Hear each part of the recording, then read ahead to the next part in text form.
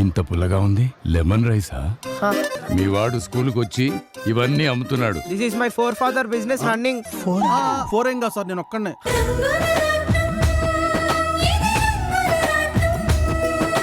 ఇప్పుడు చెప్తున్నాను, అందరూ వినండి. ఆదిత్య, శైలు ఈ ఇంట్లోనే ఉంటారు. కొత్త దంపతుల చేత నేను దగ్గరుండి సత్యనారాయణ స్వామి వ్రతం చేయిస్తాను. అది కూడా ఈ ఇంట్లోనే జరుగుతుంది. ఆ వ్రతానికి రాము, సీతల్ని కూడా స్వయంగా నేనే వెళ్ళి పిలుస్తాను. అలా ఎలా పిలుస్తావమ్మా? ఆ రాముతో మాట్లాడనని నా మీద ఒట్టేసావు కదా, మర్చిపోయావా? మాట తప్పితే నేను చచ్చిపోయినట్టే. రే, నా నోటితో ఆ మాట అనలేకపోతున్నాను, కానీ నా దృష్టిలో నువ్వెప్పుడో పోయావురా.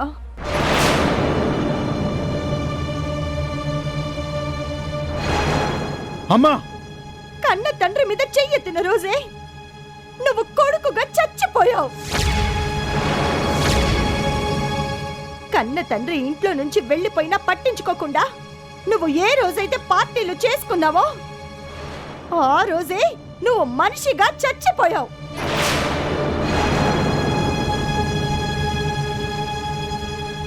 తల్లిదండ్రుల యందు దయలేని పుత్రుండు పుట్టనేమి వాడు గిట్టనేమి, పుట్టయందు చెదలు పుట్టదా గిట్టదా అంటారు.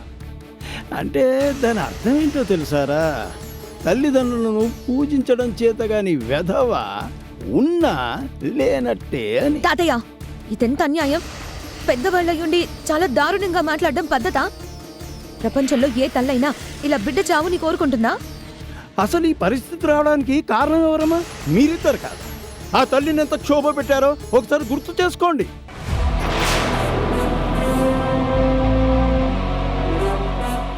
వాళ్ళకి అర్థం చేసుకునే మనసు, ఆలోచించే తీరిక ఇంకా ఎక్కడున్నాయి తాతయ్య? ఎండ మావుల్లో నీళ్లు వెతకడం, వీళ్ళ మనసుల్లో ప్రేమని వెతకడం ఒకటే. నేను నా చిన్న కొడుకు ఆదిత్యని వాడి భార్యని కూర్చోబెట్టి వ్రతం చేయిస్తున్నాను. ఎవరికి ఇష్టం ఉన్నా లేకున్నా సరే నా పెద్ద కొడుకు రాము, సీతల్ని కూడా ఈ వ్రతానికి తీసుకొస్తాను. నేను పిలిపిస్తున్నాను.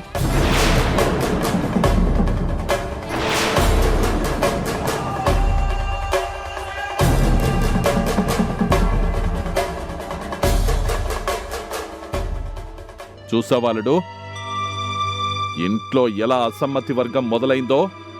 అసలు చరిత్ర చూసుకుంటే మనకు మొదటి శత్రువులు మనవాళ్లే ఉంటారు అంటారు. ఇది అలాగే ఉంది. అమ్మాయి గారు, అమ్మాయి గారు, అమ్మాయి గారు, అమ్మాయి గారు. ఏంటి గంటయ్య, ఏమైంది? అమ్మాయి గారు, ఏం చెప్పమంటారు? ఆ కొత్త జంట ఎక్కడ ఖాళీ లేనట్టు మీ రూమ్నే ఆక్రమించారు అమ్మాయి గారు. వాట్? అవును అమ్మాయి గారు, పెద్ద సౌండ్తో పాటలు పెట్టుకుని డాన్సులు వేస్తున్నారు అమ్మాయి గారు.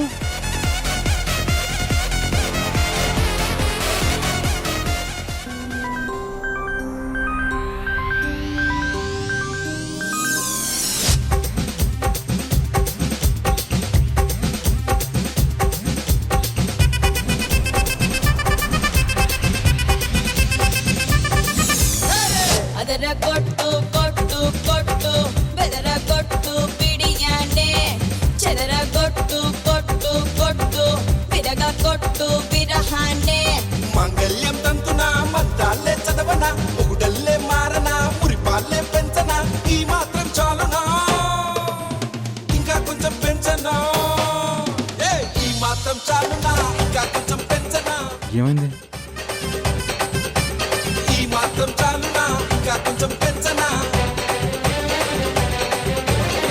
అదర కొట్టు కొట్టు కొట్టు బెదర కొట్టు పిడియానే, చెదర కొట్టు కొట్టు కొట్టు విరగ కొట్టు విరహానే. రేయ్ ఆదిత్య, రేయ్ ఆదిత్య, తలుపు తీరా.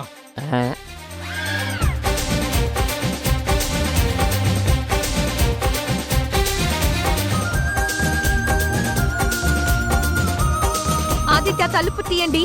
తలుపు తీస్తారా లేదంటే పగలు కొట్టమంటారా? ఆదిత్య, రేయ్ తలుపు తీరా ఆదిత్య, తీరా. రేయ్ తీయ్. ఏంటక్క ఏమైంది? ఎందుకు అంతలా అరుస్తున్నారు? అరవడమా లేక నిన్ను 4 తన్నడమా? నీకంత సీన్ లేదులే అక్క.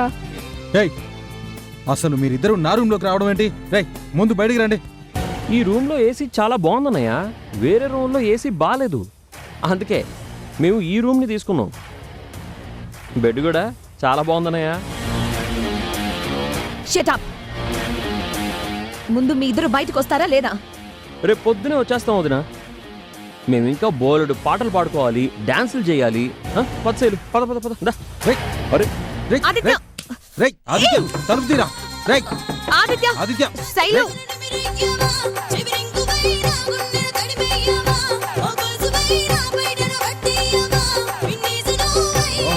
రేయ్ నీ చీకటి తొలగించన్నా, కొవ్వొత్తినై నీ భయమును తొలగించన్నా, ఆ ఎత్తునై నీ గదిలో వ్యాపించన్నా. ఎంత కొట్టినా వాళ్ళు తలుపు తీసేలా లేరు. ఇక చేసేదేమీ లేదు. మన కర్మ. ఏ సోఫాలోనో కాసేపు పడుకుందాం. రామా రాలుడు పదా.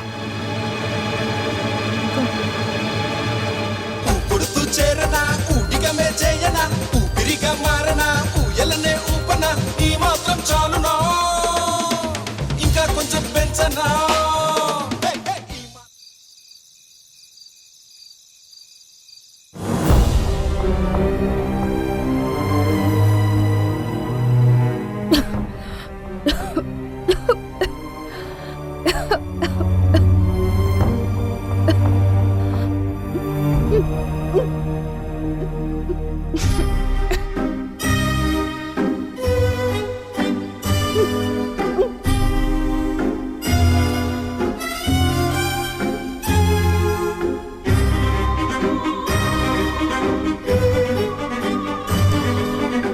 సీత,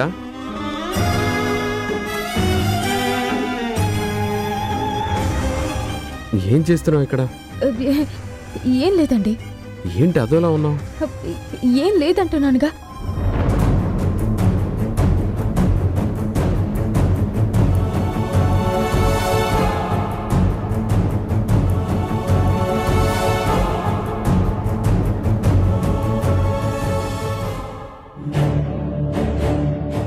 సీత, ఇటు తిరుగు,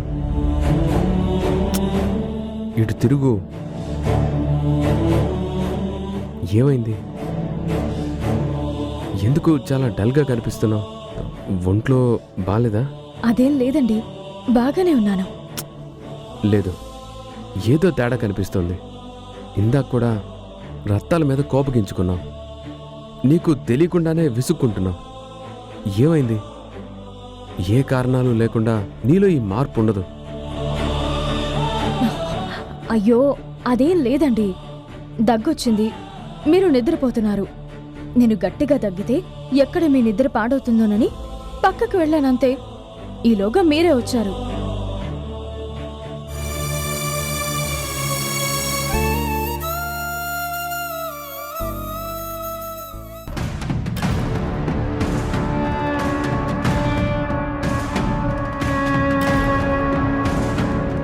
సీత, ఏంటిది? ఏదో రక్తం మరకలా ఉంది. రక్తం ఏంటండి? రక్తం ఎందుకు వస్తుంది? మీరు అనవసరమైన ఆలోచనలు పెట్టుకోకుండా ముందు పడుకోండి. మళ్ళీ ఉదయాన్నే ఆఫీస్కి వెళ్ళాలి కదా. ముందు నువ్వు పడుకో. నాదే ఉందండి.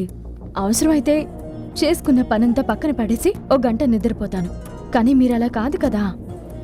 ఉదయం నుంచి సాయంత్రం వరకు మీటింగ్లతో డిస్కషన్లతో చాలా బిజీగా ఉంటారు. మీకు సరైన నిద్ర కావాలి. ముందు పడుకోండి, పడుకోండి, పదండి.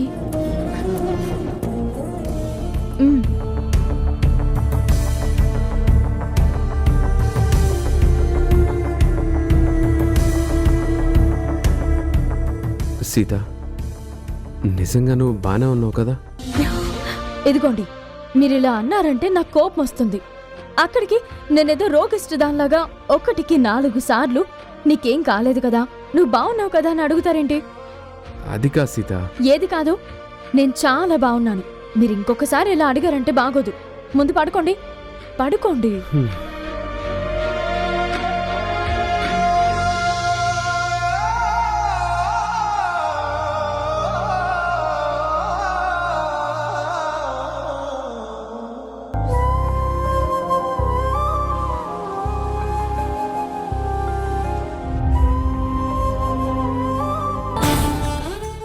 మీకు తెలుసండి, నాలో చిన్న మార్పు వచ్చినా మీకు అర్థమైపోతుంది. రోజులు గడిచే కొద్దీ నా రోగం ముదిరిపోతుంది. నాలో వచ్చే ప్రతి మార్పులు మీరు గమనిస్తారు. ఆ తర్వాత నాకున్న జబ్బు మీకు తెలిసిపోతుంది. నిజం తెలిసాక మీరు పడే బాధ ఎలా ఉంటుందో తలుచుకుంటేనే నాకు భయంగా ఉంది. మీకు తెలియకూడదు, నాకున్న జబ్బు గురించి మీకు తెలియకూడదు.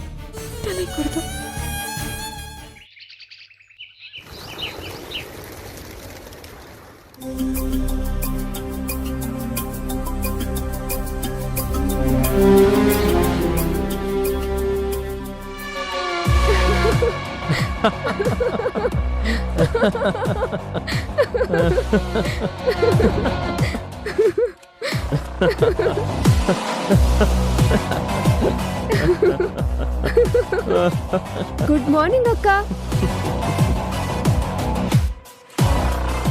ఏంటక్క, రాత్రంతా సోఫాలోనే పడుకున్నావా? పాపం, నిన్ను చూస్తుంటే చాలా జాలేస్తుందక్క. లేనయ్యా, బాగా ఇబ్బంది పడినట్టున్నావు. నువ్వు రూమ్లోకి వెళ్ళి పడుకో అన్నయ్య. ఎరా ఆటలుగా ఉందా?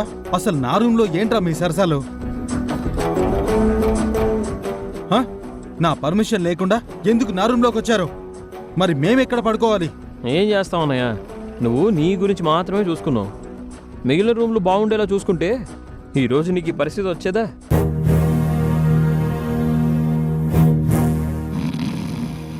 అక్కడ ఏసీలు పనిచేస్తున్నాయా లేదా అవి ఏవి పట్టించుకోవడం లేదు. అందుకే మేము నీ రూమ్ వాడుకున్నాం. రై నిన్ను ఆవేశపడకన్నయ్య. మీరు కావాలంటే పగలంతా మీరే ఆ రూమ్ వాడుకోండి, కానీ రాత్రికి మాత్రం మాకు ఇచ్చేళ్ళండి. ఏ మాటకా మాట చెప్పాలక్క.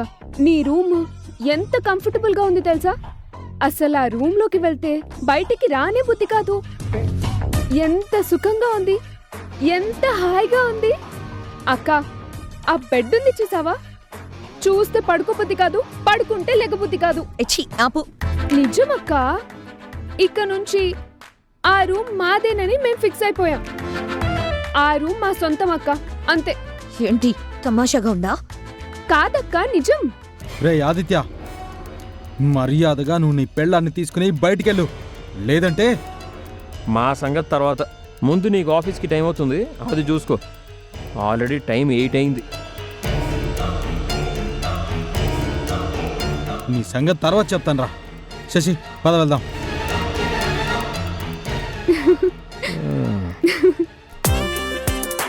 ఈ మావయ్య గారు ఏంటో మంచి నిద్రలో ఉన్నట్టున్నారు. మాయా మాయా మాయా. ఆదిత్య, ఆయన్ని లేపాల్సింది అలా కాదు, నేను లేపుతాను కదా. ఒక్క నిమిషం.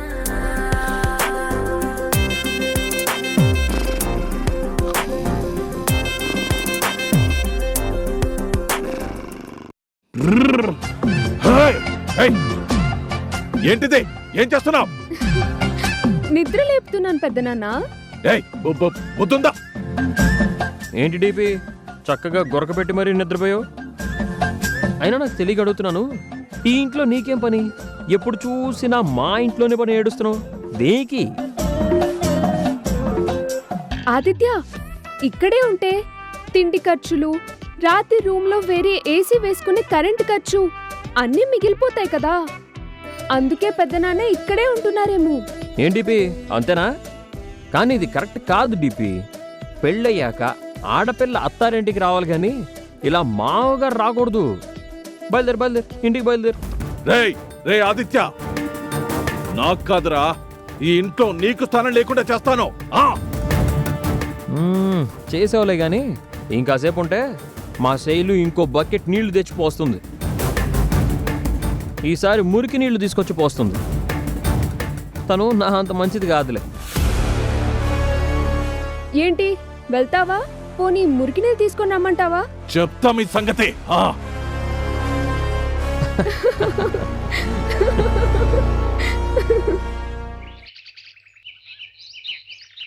మీరెప్పుడొస్తున్నారు? అయినా నన్ను ఒక్కదాన్నే ఇక్కడ వదిలేసి మీరు దేంతో ఊరెగుతున్నారు? నాకెందుకో అనుమానంగా ఉంది. మీరు తొందరగా ఇంటికి రండి. అమ్మా,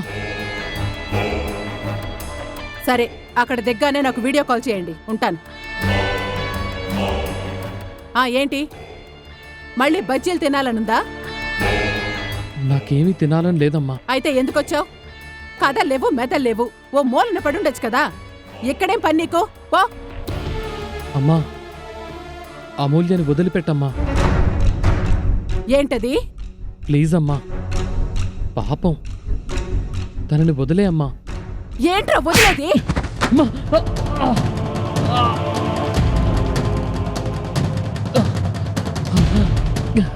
ఏంట్రా అమ్మా నరుస్తున్నావు? అమ్మా అని కాదురా, అమూల్య అని అరు.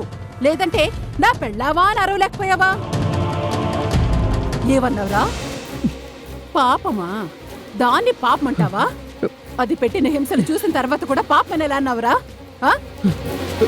నీ పెళ్ళావు నన్ను కుక్కను చూసినట్టు చూసింది. అప్పుడు నా మీద పాపం అనిపించలేదు, కానీ దాన్ని కట్టేస్తే మాత్రం పాపం అనిపించిందా? ఇలా జరిగింది ఎవరి వల్ల? మీ వల్లే కదా. నా కాలు తిరిగితే కనీసం పట్టించుకోకుండా వెళ్ళిపోయారు. అలాగే చేస్తాంరా. డబ్బుల దగ్గరికి వచ్చేసరికి నీ బుద్ధి చూపించావు కదా, మరేం చేయాలి? ఇప్పుడు కూడా నీ పెళ్ళం కోసం మాట్లాడుతున్నావు కదా. అమ్మా, అమూల్య అలా చేసిందంటే దానికి కారణం మనమే కదా. అయినా మనం పెట్టిన టార్చర్తో పోల్చుకుంటే అమూల్య ఇంకా మనల్ని అంత ఇబ్బంది పెట్టనట్టే కదమ్మా. రేయ్, ఇంకోసారి దాన్ని వెనకేసుకొచ్చి మాట్లాడావంటే రెండో కారు కూడా విరగొడతాను. నీ వల్ల మాకంతా నష్టమే. రావాల్సిన ఆస్తి రాలేదు. దీన్ని దుబాయ్కి అమ్మేద్దామనుకుంటే అదే కుదరలేదు. దీన్ని వదిలించుకొని వేరే సంబంధం చేసుకుని ఆస్తిని కట్నంగా తెచ్చుకుందామనుకుంటే పిల్లనివ్వమని మొహాన్ని చెప్పేశారు. దీనికంతటికి కారణమైన నీ పెళ్ళానికి ఆ గదిలో ఆ మాత్రం శిక్ష పడాలి. దాన్ని వదిలే ప్రసక్తే లేదు. అమ్మా, మనం అమూల్యని అర్థం చేసుకోలేకపోయాం. తనని ఎన్ని కష్టాలు పెట్టినా నన్ను చాలా బాగా చూసుకుందమ్మా. మనం పొరపాటు చేశాం. దయచేసి అమూల్యని వదిలేయి. కావాలంటే అమూల్యతో నేను మాట్లాడతాను. నిన్ను ఇబ్బంది పెట్టకుండా నేను చూసుకుంటానమ్మా. నోరు మీరా పనికి మాలిన వెధవా. నువ్వెంత అరిచి గీ పెట్టినా దాన్ని వదలను. దాని దెబ్బకి తట్టుకోలేకే మీ నాన్న చెప్పా పెట్టకుండా 4 రోజులు బయటికెళ్ళొస్తానని పారిపోయారు. దేంతో పోయాడు అని నేను టెన్షన్ పడి చేస్తుంటే మధ్యలో దూరిన పెళ్ళాన్ని వదిలే అన్నావంటే నిన్ను కూడా దాంతో పాటు గదిలో పడేసి తాళం వేస్తాను. వరబా.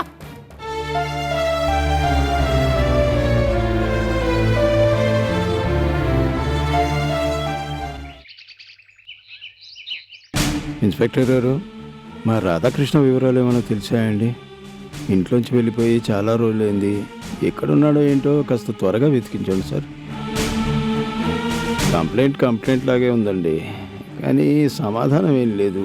కాస్త మీరు పర్సనల్ ఇంట్రెస్ట్ పెట్టైనా సరే త్వరగా చేయండి సార్. అలాగే. ఏంటి తాతయ్య, ఆయన గురించి ఎంక్వైరీ చేస్తున్నారా?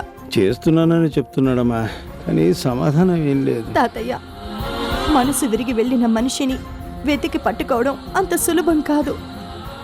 ఆయన తప్పిపోయిన మనిషి కాదు, తప్పులు భరించలేక వెళ్ళిపోయిన మనిషి. ఆయనంతటా ఆయన తిరిగి రావాల్సిందే, కానీ మనం ఎంత వెతికినా ప్రయోజనం ఉండదు. అలాగని మనం వదిలేలేం కదమ్మా. మన ప్రయత్నం మనం చేయాలి.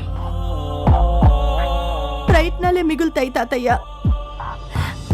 రాము, ఆదిత్య ఆ పనిలోనే ఉన్నారు. ఎవరూ వదిలేయలేదు. ఏంటోనమ్మా, ఏం జరిగినా భరించాలి, కానీ ఇంటిని వదిలేయకూడదని చెప్పిన మనిషే ఇలా వదిలేసి వెళ్ళిపోతాడని నేను అస్సలు అనుకోలేదు. ఆయనకి జరిగిన అవమానం అలాంటిది తాతయ్య, ఏం చేస్తాం? అది సరే కాని తాతయ్య, సత్యనారాయణ స్వామి వ్రతం చేసుకోవాలి అనుకున్నాం కదా, పంతులు గారికి ఫోన్ చేశారా? చెప్పానమ్మా, అతను ఏదో కార్యక్రమంలో ఉన్నాడంట. అది అవగానే ఫోన్ చేస్తానన్నాడు.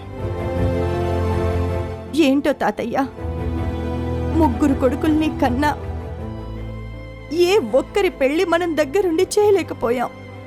అమూల్య పెళ్లి దగ్గరుండి చేశాం, దాని బ్రతికేమో అలా అయిపోయింది. ఇందులో మనం చేయగలిగిందేముందమ్మా? యశోదాదేవి శ్రీకృష్ణుని ఎంత అపురూపంగా పెంచుకుంది, కానీ దగ్గరుండి ఒక్క పెళ్ళైనా చేయగలిగిందా? శ్రీకృష్ణుడికి అష్టభార్యలున్నా ఒక్క పెళ్లి కూడా తను చేసే అదృష్టం నోచుకోలేదు.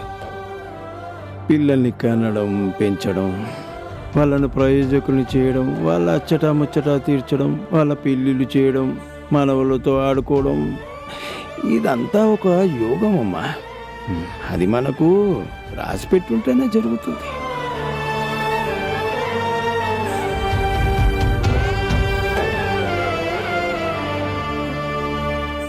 ఎక్కడికి వెళ్తున్నావు? దాన్ని విడిపించేస్తావా? అది కాదమ్మా. కొడితే పళ్ళు రాలిపోతాయి. పో, పోరా అవతలికి. అమ్మా! అమ్మా! అత్తయ్య